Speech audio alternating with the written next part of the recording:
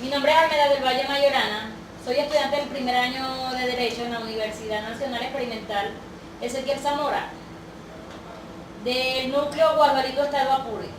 Hoy les voy a hablar del siguiente tema, el silogismo.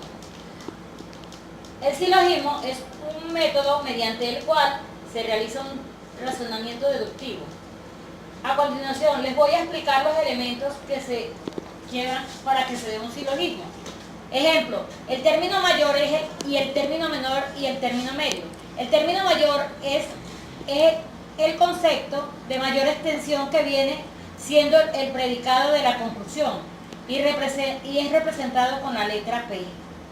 Como segundo término tenemos al término menor, que es el concepto de menor extensión del sujeto de la conclusión y se representa con la letra S.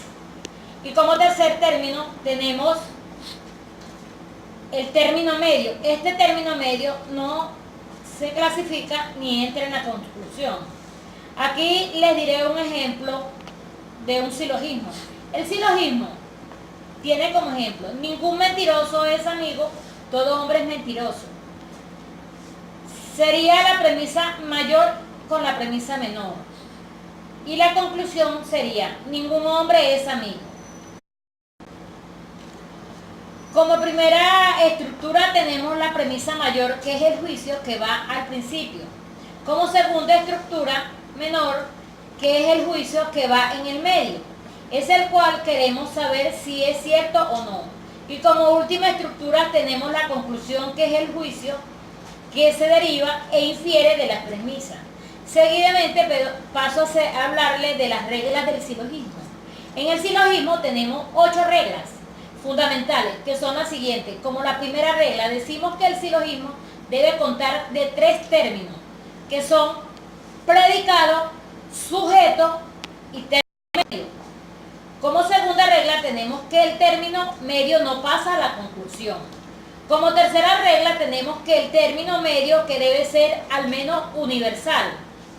El término 4 son los términos de mayor y menor, que no deben ser tomados con mayor extensión en la conclusión, porque dependiendo de ello, estos son unas premisas.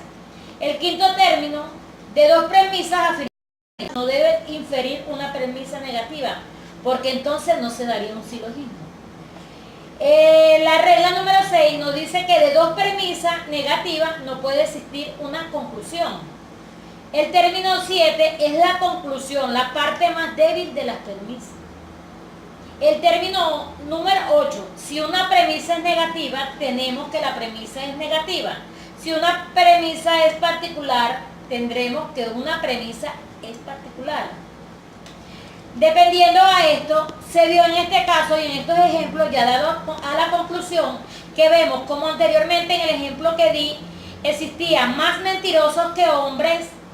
Por eso se dio la conclusión y el término que todo hombre no es amigo y que ningún mentiroso es amigo. Entonces, se tiene que realizar una operación de la siguiente manera para que se dé el silogismo: término medio con el predicado y sujeto con el hombre, que sería la conclusión a la figura que ya expliqué. Esta es toda mi exposición. Espero que les sirva de ayuda a todos aquellos que visiten nuestra página. Primeramente, dándole agradecimiento a nuestra profesora y tutora, la doctora Zoiré Cabrire, la cual nos ha llevado por un camino con buenas explicaciones en este su proyecto Lógica Jurídica. Buenas tardes. Mi nombre es Almeda del Valle Mayorana, soy estudiante del primer año de Derecho en la Universidad Nacional Experimental Ezequiel Zamora, del núcleo Guadualito Estado Apure. Hoy les voy a hablar del siguiente tema, el silogismo. El silogismo es un método mediante el cual se realiza un razonamiento deductivo. A continuación les voy a explicar los elementos que se llevan para que se dé un silogismo. Ejemplo, el término mayor y el término menor y el término medio. El término mayor es el concepto de mayor extensión que viene siendo el predicado de la conclusión y es representado con la letra P. Como segundo término tenemos al término menor, que es el concepto de menor extensión del sujeto de la conclusión y se representa con la letra. Y como tercer término tenemos el término medio. Este término medio no se clasifica ni entra en la conclusión. Aquí les diré un ejemplo de un silogismo. El silogismo tiene como ejemplo: ningún mentiroso es amigo, todo hombre es mentiroso. Sería la premisa mayor con la premisa menor.